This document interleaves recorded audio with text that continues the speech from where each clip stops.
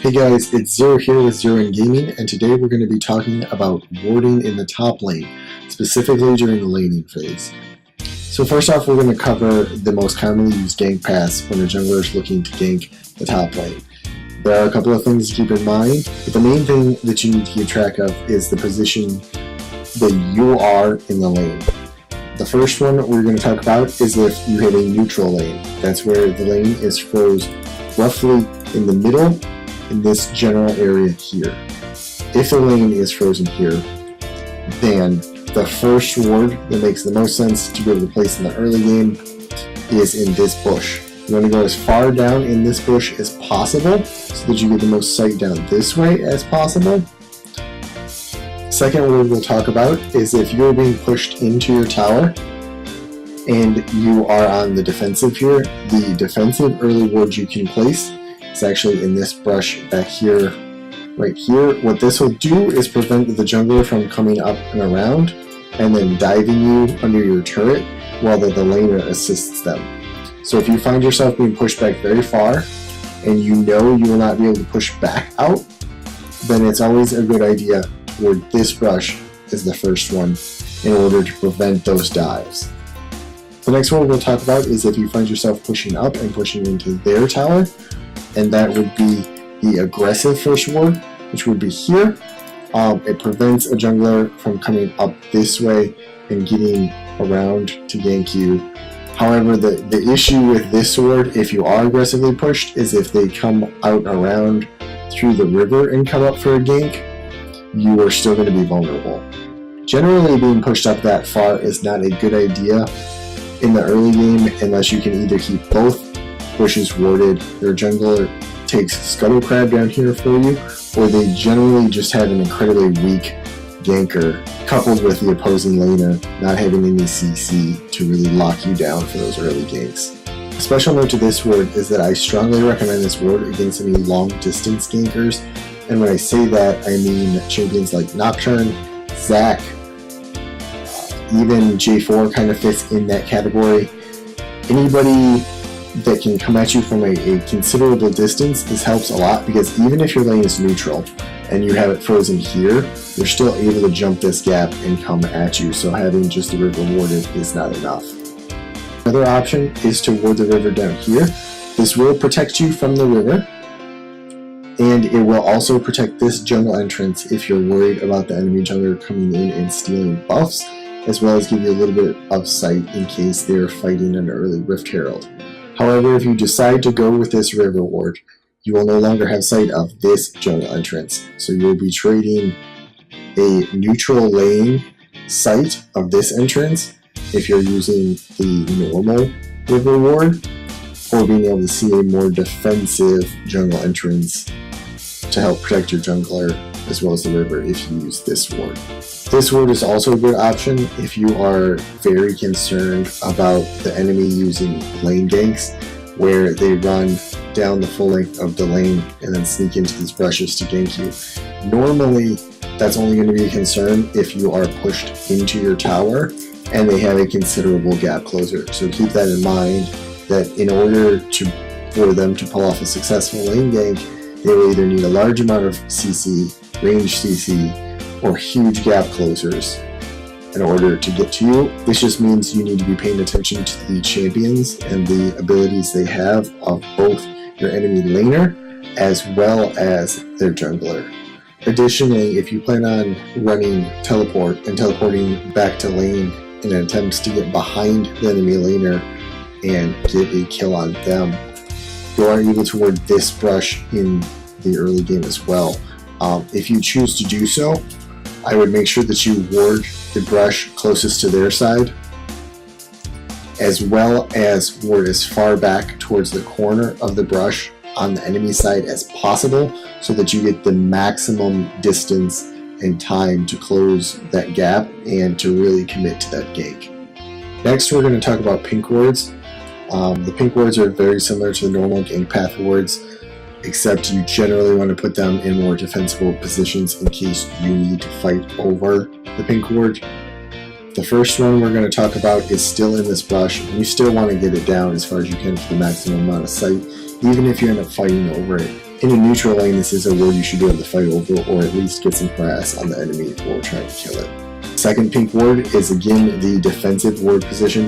If you're being pushed into your tower and you're worried about either the mid lane or the enemy jungler coming and diving you from behind, then this pink ward is also very solid. Also, this is the most defensible ward you will be able to place on the top lane, as it's very difficult for them to commit to killing this without taking significant harass or risking your mid laner or your jungler from coming up and helping you to fight for it. The next pink ward I would like to cover is actually a fairly interesting one if you are laning against any champion that has any stealth mechanics such as Rengar, Wukong, Evelynn, or even if the enemy jungler also has stealth mechanics, being the same similar champions or any future ones that may be added with stealth. And that is to place your pink ward in this brush. In general, this will allow you to see the enemy laner anytime they use any form of their stealth abilities. Namely, a huge one is Wukong's clone ability. He actually enters stealth after creating a clone, but you'll still be able to see him, hit him, and harass him for a majority of the lane. Additionally, any enemy junglers that come up, if they overextend even in the slightest, this pink ward may catch their stealth. Finally, just for the sake of covering it, if you're in an aggressive position in the lane, while we would normally ward this with a standard ward, I would not use your pink ward here because it's very difficult to fight over. If you are pushed up and you're shoving minions into their turret, then I feel your best option here, if you must ward this brush, is to use a normal ward in this brush and a pink in one of the other ones we talked about before. Generally, if you're in an aggressive position, I would recommend this brush for your pink, so that in this situation you have their entire gank route is warded, and if you are pushed into their tower, you'll not have to worry about lane ganks, as you will be able to see the entrance to the brushes. The next thing I would like to talk about in the early game is the Rift Herald pit, or what will transition in the mid to late game to the Baron pit. We have a couple of different options when it comes to warding this. You can either ward inside the pit or outside of the pit, depending on the enemy's warding habits and how effectively they've been able to clear your wards thus far. If you have no information regarding the enemy team's warding habits, then I recommend you place your first ward in this corner inside the pit. What this will do is give you sight of the objective, whether that is Rift Herald or Baron, if they are fighting, and at all times inside the pit. And if they place their pink ward or they sweep outside of the pit in a way such as this wall will actually block a pink ward's sight, so that your ward will still be protected, and if they sweep outside, again, your ward will be protected. If you've noticed that they've been good about clearing your wards that are inside the pit, or that they're placing their pink wards inside the pit, then your next move would be to ward just outside of the pit. You can ward on either side, this wall or this wall, and if they place their pink ward inside the pit, either one will be protected. The issue with having to place the ward outside of the pit is that, as you can see, you're no longer able to see inside the pit. However, if you're vigilant at checking this, you will be able to see if anyone is in combat with the Baron or the Rift Herald, as there will be various different animations of the objective's abilities, whether that's Baron's tentacles or poison sprays, or Rift Herald generally. People will have to get behind him in order to hit the eye, and you'll see people repositioning or in this pit, or just dragging him out a little bit. As I said before though, I strongly prefer the ward inside the pit if you're able to, and to only switch to the outside wards if you feel your wards are being cleared too easily, too frequently, or that they're generally looking for the wards inside the pit. The final case I'd like to talk about is kind of a rare one, but is still worth mentioning quickly in this video, and that is stealth champions such as Evelynn, or even Twitch is becoming a little bit more popular in the jungle now. As they're stealthed and without a pink ward, you will not be able to see them coming up through the lane to gank you, through the river, or even from their jungle. you are left with a couple of options. Those options are to ward in the jungle at camps that they would have to unstealth in order to fight. So in my opinion, against these stealth champions, you really only have two good options, as you want to see them while they are fighting and unstealthed before they get to your lane to gank.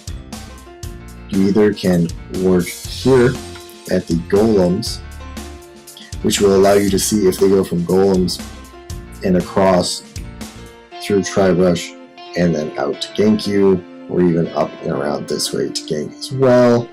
The second good option you have is to ward the raptors. This does two different things. One, you will know if they are unstealthed and fighting the raptors before they potentially come out this way into the river and gank mid or top. The second thing this will do is if the enemy jungler uses their smite on raptors, it will immediately activate the buff they receive, and they will then kill this ward and not be able to sweep any other wards you may have placed, or the jungler or mid laner has placed as well. That should just about do it for my guide to warding the top lane. Hopefully this information will be helpful to you guys, and it will help you get through that pesky laning phase without getting ganked anymore. Thanks again for watching. Be sure to like, comment, and subscribe, and let me know what you'd like to see in future videos.